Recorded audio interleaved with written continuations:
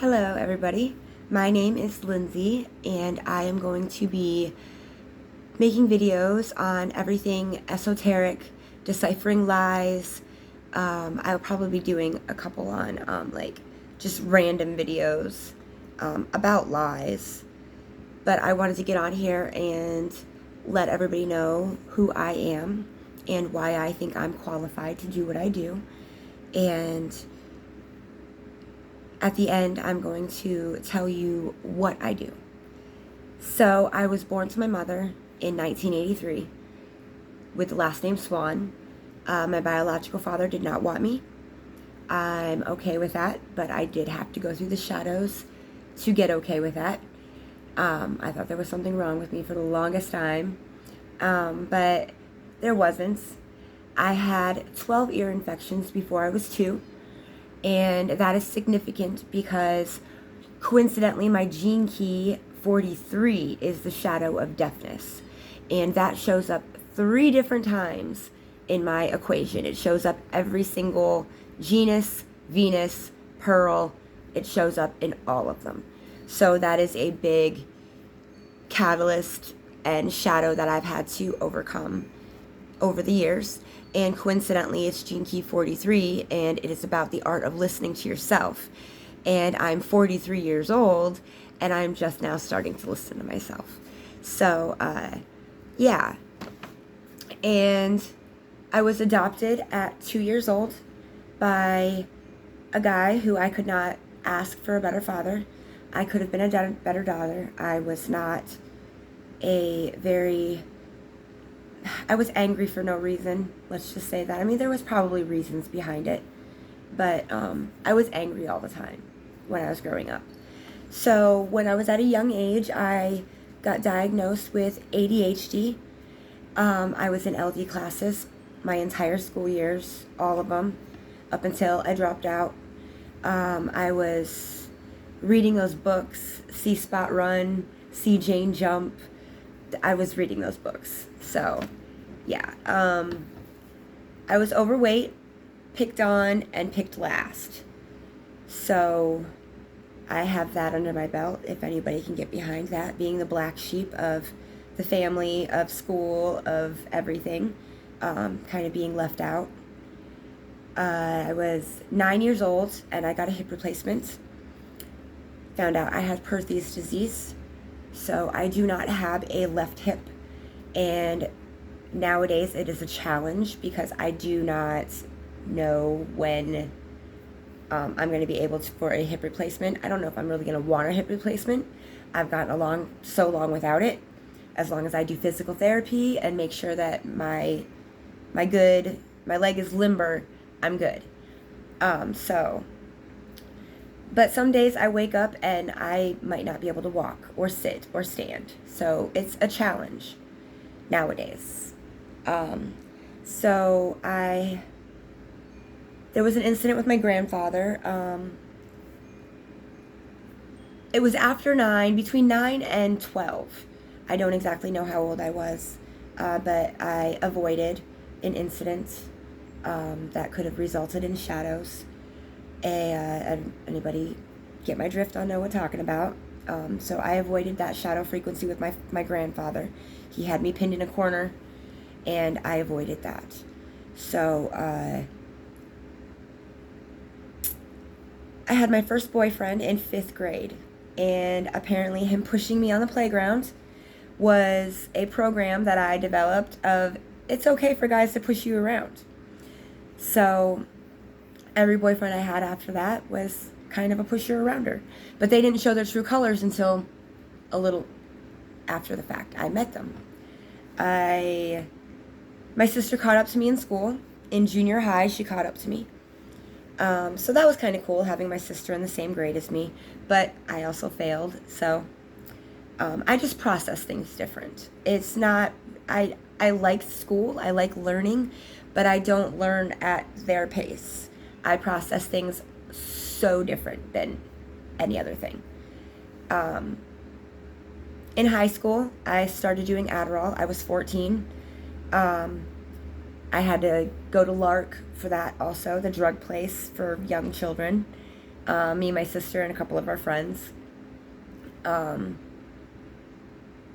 I continued to do Adderall up until I met my son's father, or my girl's father.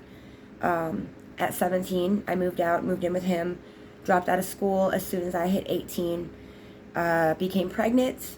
When I met him, though, I was told I wasn't allowed doing Adderall anymore, so I did quit. I had my first daughter when I was 18 in November of 2001. I named her Skyla. I love that name.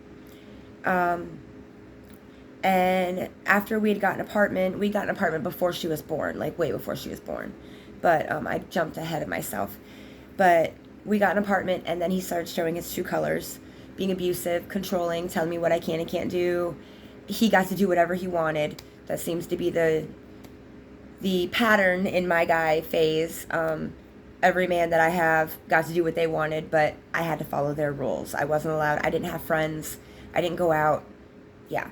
So, he actually abused me while I was pregnant and after I was pregnant. He abused me while he was holding my daughter in his arms while he was kicking me because I asked him to feed her because I needed to get ready to go to work. I was the only one who was working in that relationship. So I had to go to work and he wouldn't feed her, so I got the shit kicked out of me, and then I had to go to work. And every time I got paid, he would literally take the money right out of my hands. I remember begging for a sweatshirt in the middle of winter with my own money. So that was that situation. I actually found out he was cheating on me. I was 245 pounds. So this was after I had my second daughter in March of 2004. And it was early October. I left him in late October because that's when I found out he was cheating on me. Early October, I figured out that I was bigger than him. He'd mentally and physically abused me. So I decided I'm 245 pounds. I could sit on him if I wanted to. So I started standing up for myself. And he started drifting further away. Found a girlfriend. I ended up in his girlfriend's house. And then he tried to kill me that night. So that's the last time, almost the last time I talked to him, was the night that he tried to kill me. And then, let's see here.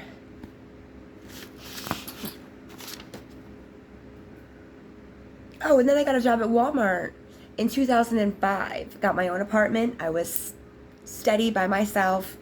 My girls were with my ex's father. Or mother, or parents, I should say. They were with his parents because I thought I was going to lose them, so I gave them custody until I got on my feet, and that never happened. They would not give me custody back. I had to fight to actually go see them and take them somewhere.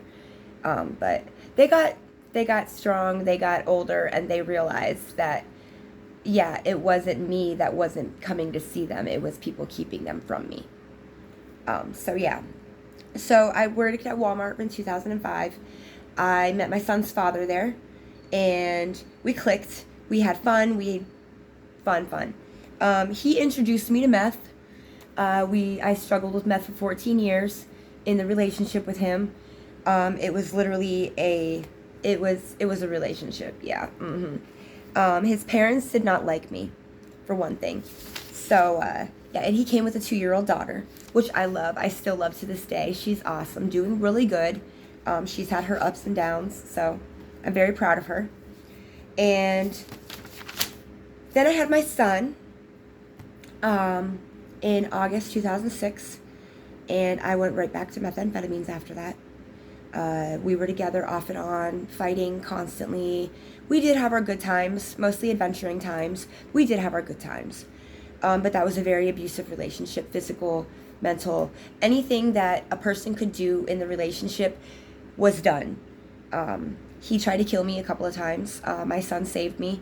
It wasn't him. It was his shadow. It literally took over. His archetype was taking over at this point in time.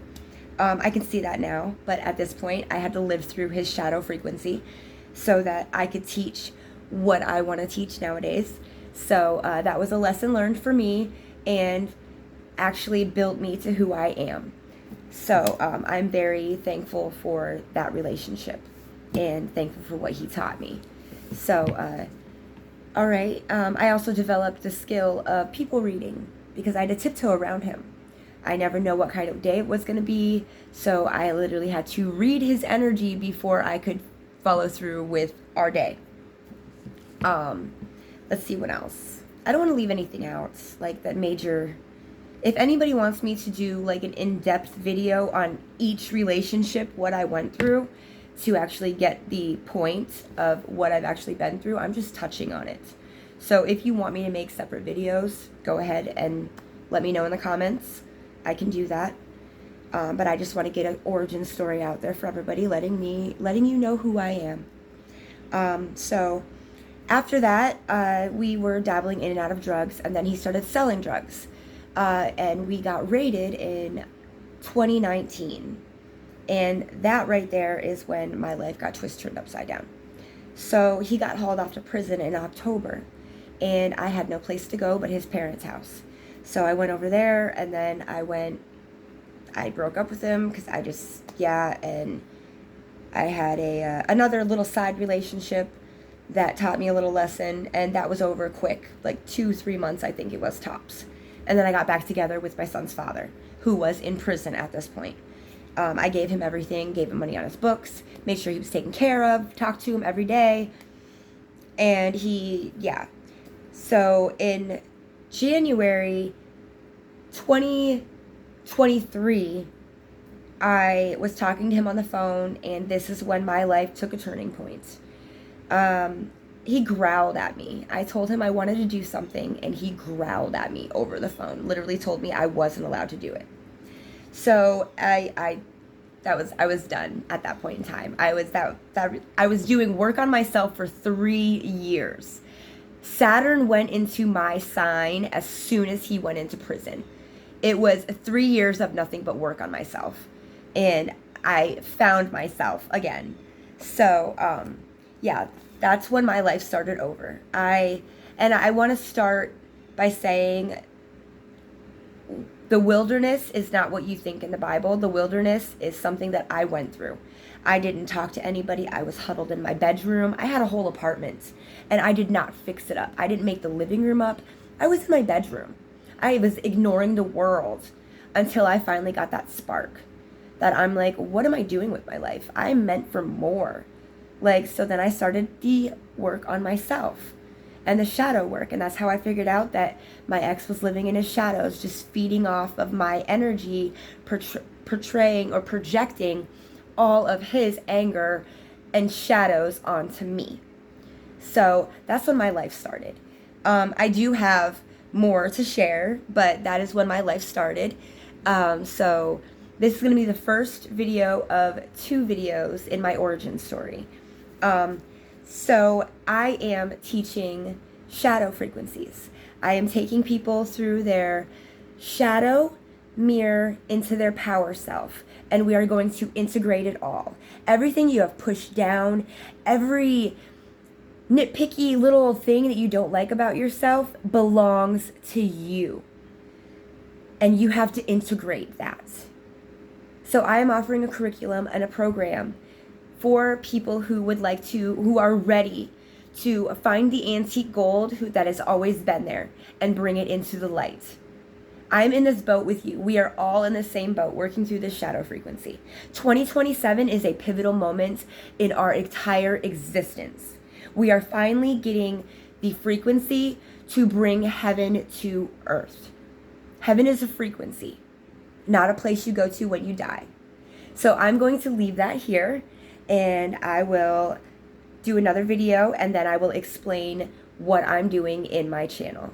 So love and light to everybody. Have a great day.